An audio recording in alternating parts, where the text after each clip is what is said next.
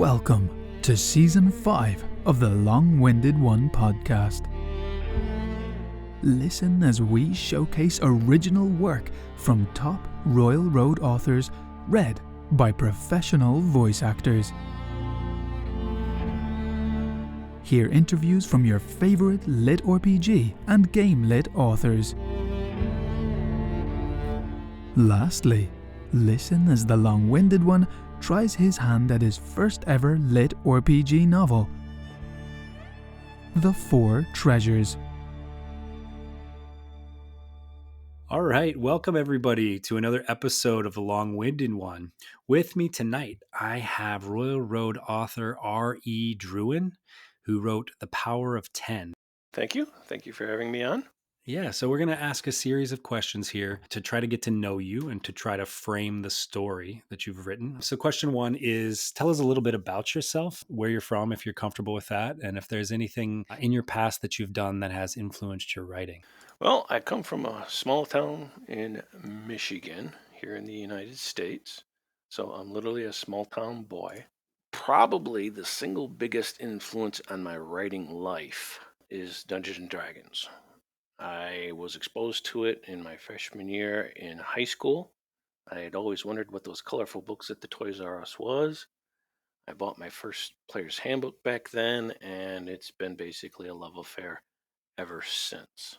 This was first edition, correct? Oh yeah, first edition, Advanced Dungeons and Dragons. And followed that, I was a comic collector for much of my life. It's funny, I sold off my collection for like $1,000, and if I'd kept hold of it, it'd probably be worth 30 grand today.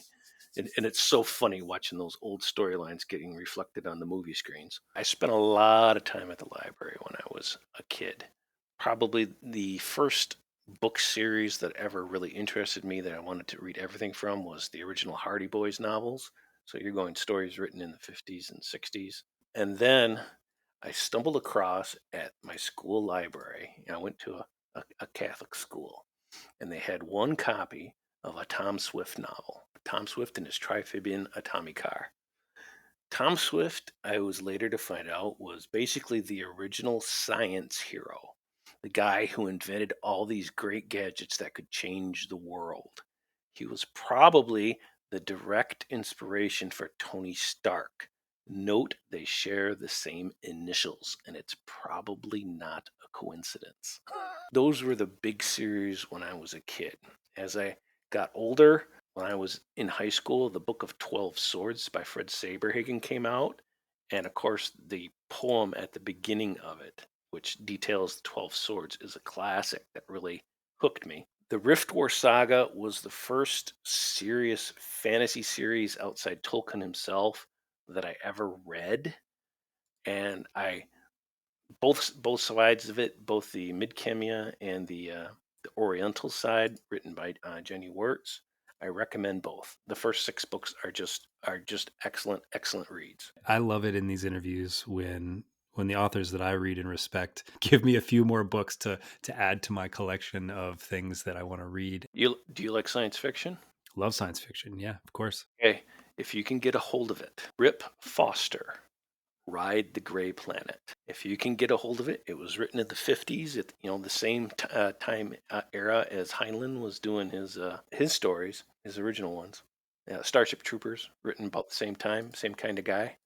If you can get a hold of it, that's another one that will get you involved in real science fiction. The original hard science fiction of the 40s, 50s, and 60s has really got a different flavor than the stuff they put out today. So we're talking literature now. Let's progress forward a little bit. There was no lit RPG per se, at least in our country. How did you eventually come to the world of lit RPG? Did you have some sort of gateway writer, or did you just start writing in lit RPG? Okay, I started writing seriously in high school. I had notebooks, those old spiral bound 80-page notebooks with narrow type. I had probably 10 of those filled with fantasy stories by the time I graduated.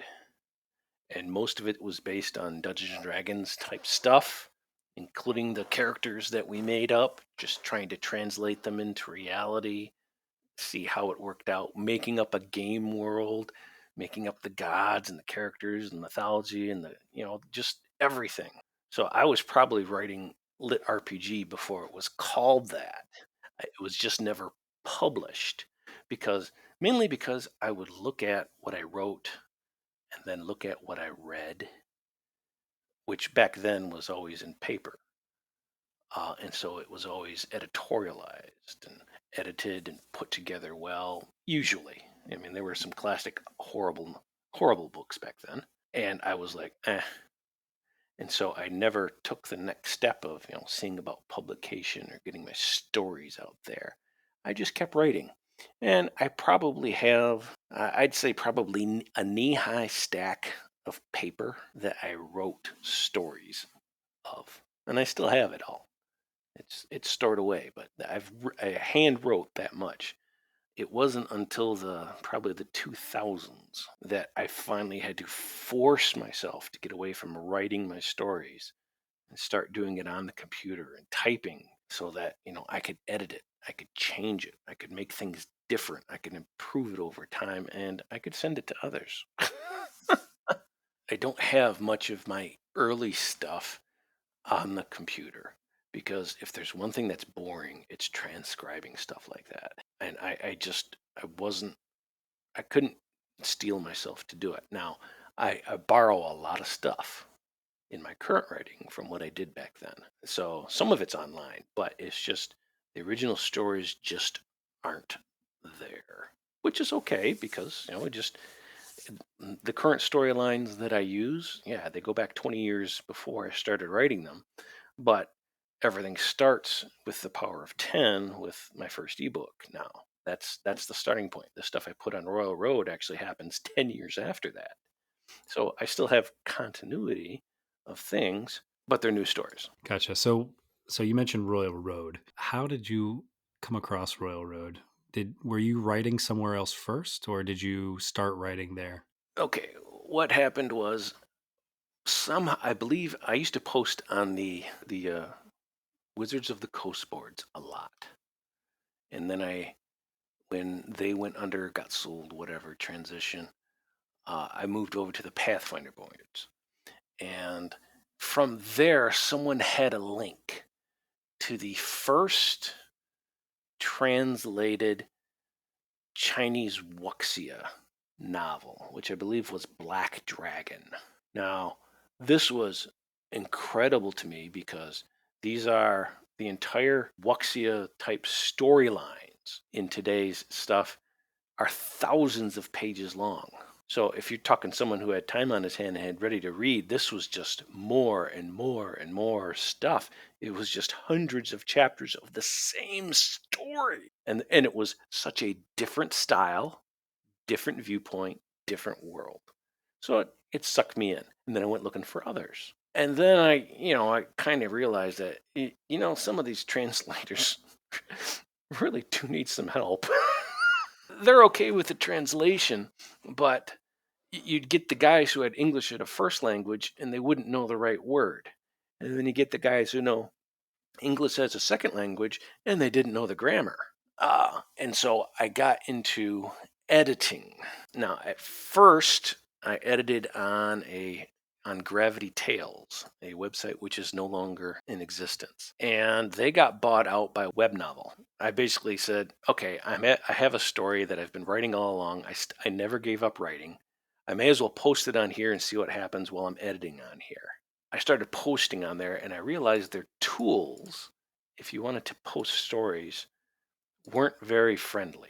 And I finally, basically, what happened was the novel I was editing, Versatile Mage, I had been editing it for almost 4 years, right from the get go, over 2,000 chapters.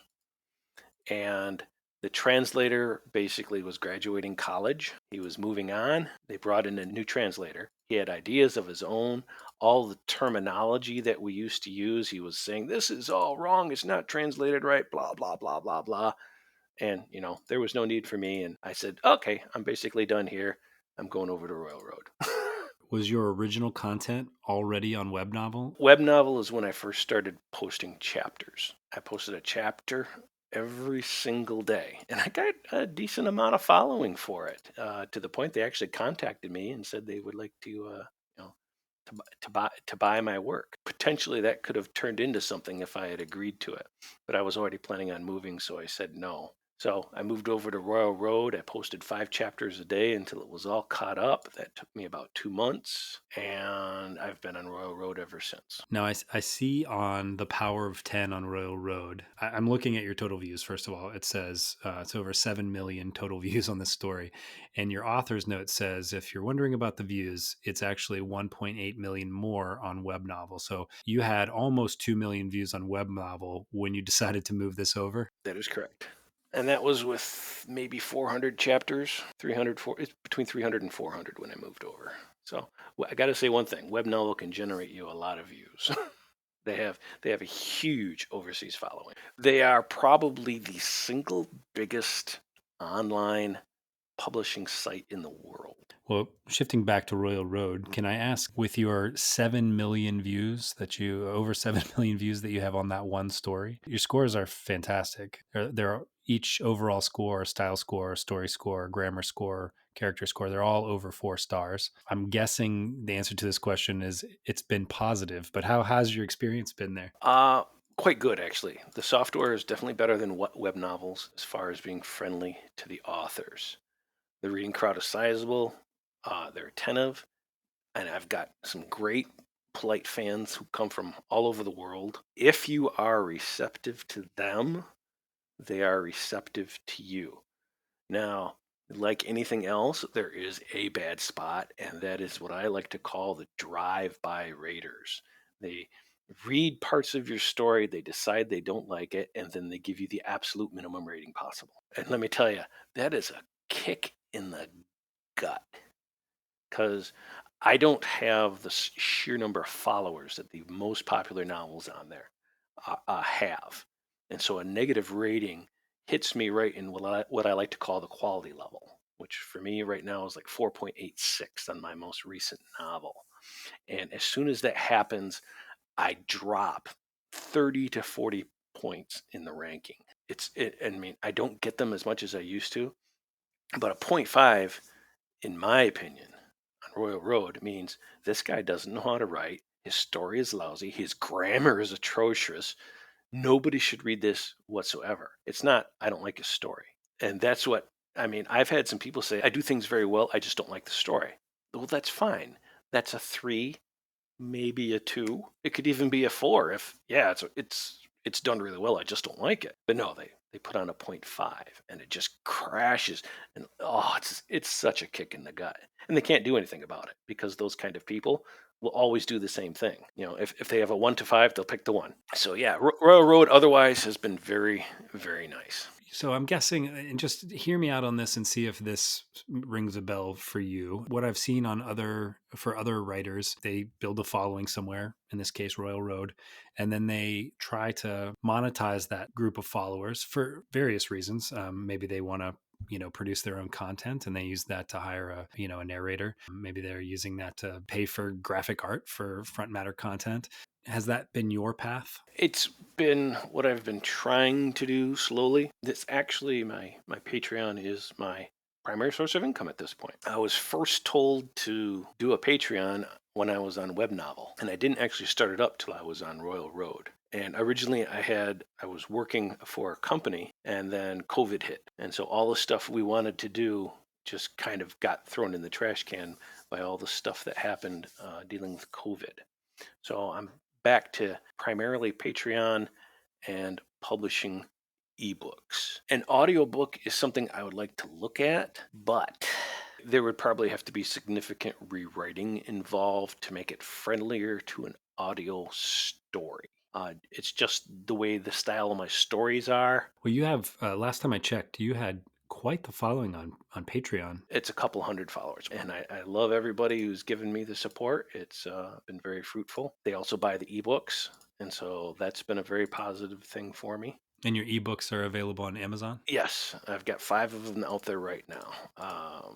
Their titles are The First Day Part 2, The First Week Part 2, and the the first month. And the first month part 2 should be coming out in June or July. Those are the precursor stories. Those were the stories I wrote. Well, it was back in 2003. I had just lost my job to disability because I had a back problem. And I had this story that just popped up in my head, and I had to write it. And I probably wrote 100,000 words in about a week.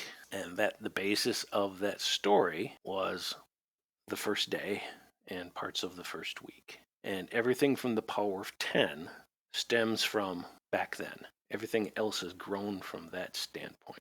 Can I ask the people that follow you on Patreon, what sorts of things can they expect? Obviously, they see your content before anyone else. Yeah, yes. The big thing on Patreon for the support is you can buy actually up to a month ahead of time. And right now I am approximately, in terms of my writing, 120 chapters, which is 120 days ahead of the public story.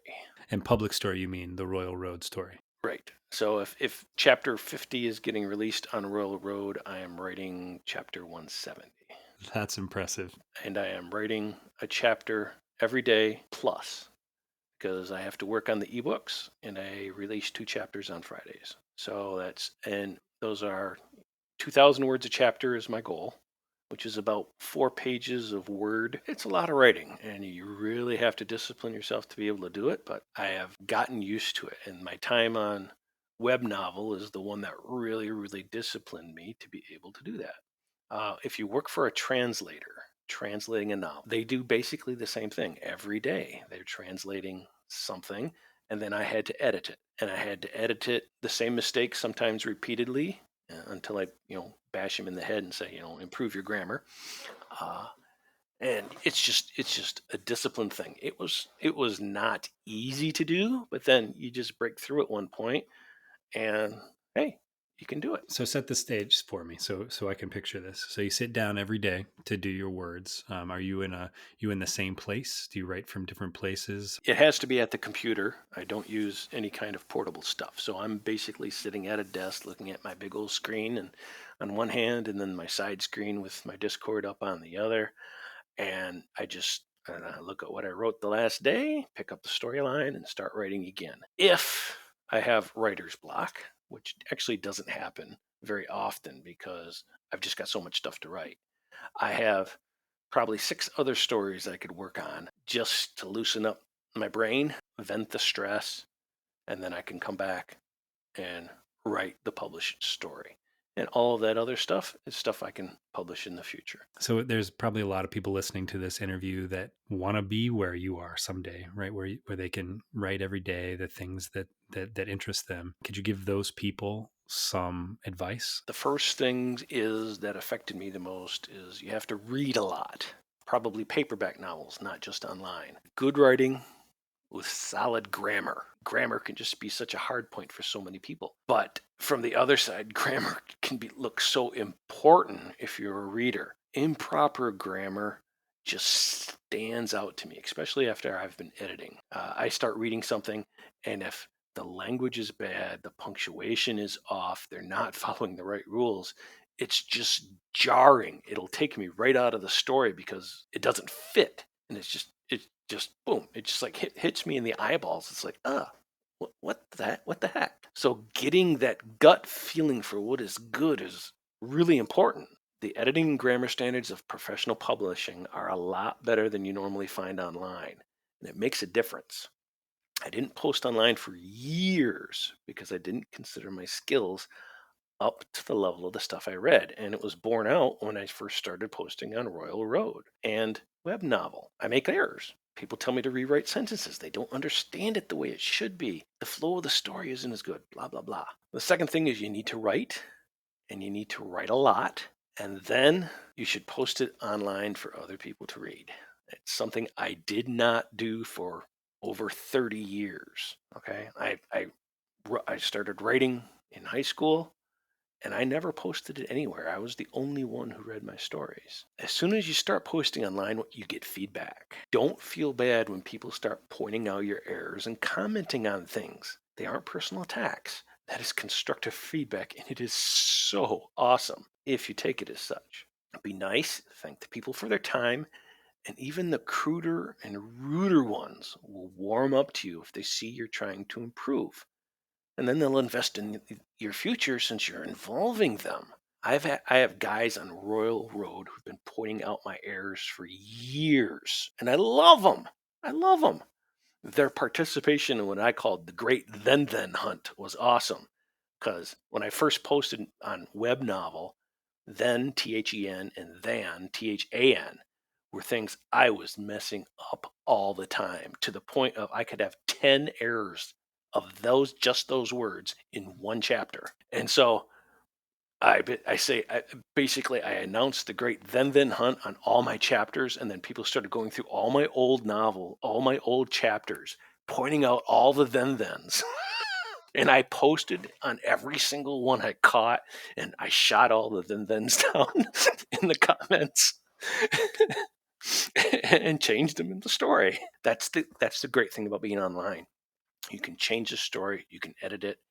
People will tell you what you're doing good and what you're doing bad. If I had started that 10 years earlier, although the internet didn't really exist back then, I'd be a much, much better writer today. As an optional third thing, keep track of stories ideas. Writer's block is a thing where you don't know what to write on your story now. Having other stories you can flark off to and doodle in until something percolates in your head is great, and it gives you a start on your next book. That's basically my form of stress release, writing a few pages on a story idea that may spring into something bigger. As a fourth is the hardest thing. Learn to grind writing. As an example, I love to write combat scenes.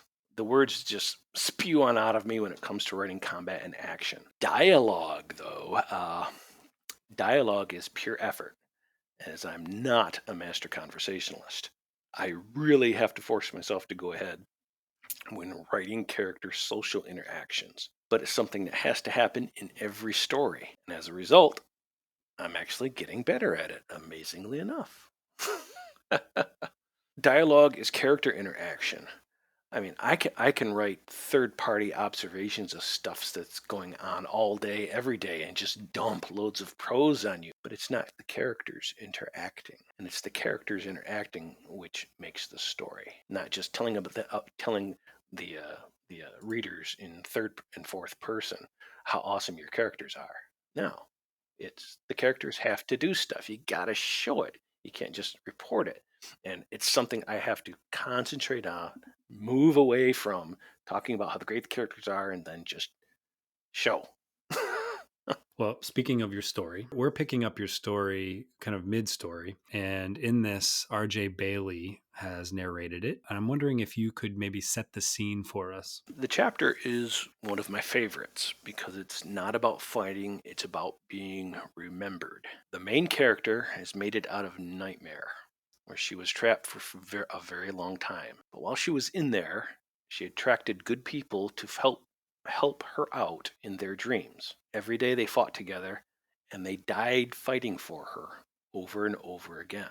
For them, it was a dream, but for her, it was her reality at the time. So she made up a book in the dream, and then when she got out, she recreated that book in reality. She made the book so they would remember how great they were, that it was more than a passing dream, and that she would remember them and all they did for her forever. Now, listening in as she reads from the book is The Fire and the Sword, a Void Brother, who are a semi-monastic bunch of assassins who go around killing world-ending threats and sources of corruption. Naturally, a guy like him has never experienced what she is relating in the mark space, a telepathic link that is based on the marks given by Succubi, which Sama has replicated to her iron blood. The power of telepathy is literally life-changing when you can actually touch the mind and see the soul. And that is what is happening here, as he finally understands the true glory of being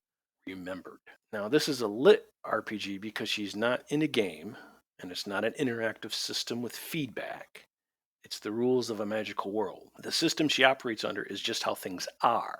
It's how magic is interpreted and conceptualized so it can be used, especially by those who don't actually have magic. However, the main character is a modern person in a magical world, and we tend to interpret magic through all the books and stories and cartoons that we've seen and read. And that means we tend to think of it as a system, a hard set of rules, as opposed to all those nebulous soft sets of rules where basically Arthur Fiat goes, and which I don't really like.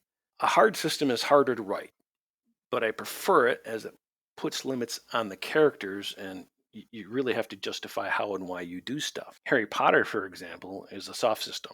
There are literally no numbers, no rules are ever mentioned. It's just force of will and talent, whatever the author wants to happen. Hard systems decode all that and let you know what is actually going on and hold the author accountable for it. So the numbers have to match the story. It can't just be story and ignore the numbers. Aside from the social elements involved in remembering those who fight for you, I also am trying to convey something of what it means to be involved with a high level character with very high stats.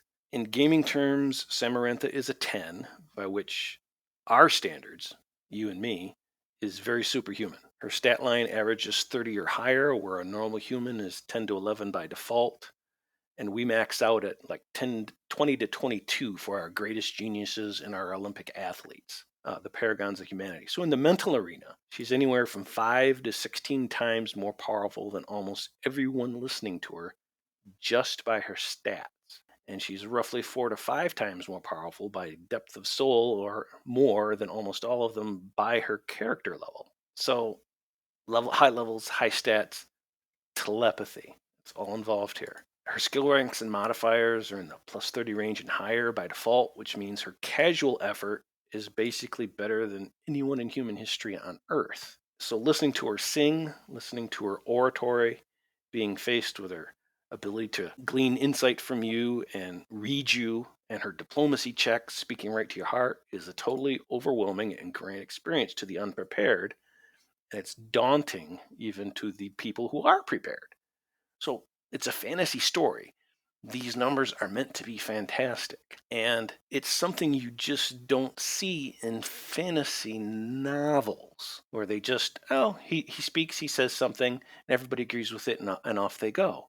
It's like normal people talking when you're dealing with 20th level characters who can hobnob with demigods. It's all extraordinary and magical at some fashion. It's not just normal people who can play Superman. It's all high fantasy. So that's how I wrote the chapter, trying to convey what it means for those kind of things to be suddenly exposed to you. All your delusions have to be set aside. The truth and sincerity is right before you on levels you never knew. And just how life-changing that is when you truly are remembered. It's still one of my favorite chapters to read after all these years. It brings a tear to the eyes of a lot of my readers. And they said so in the comment. That's how I wrote it.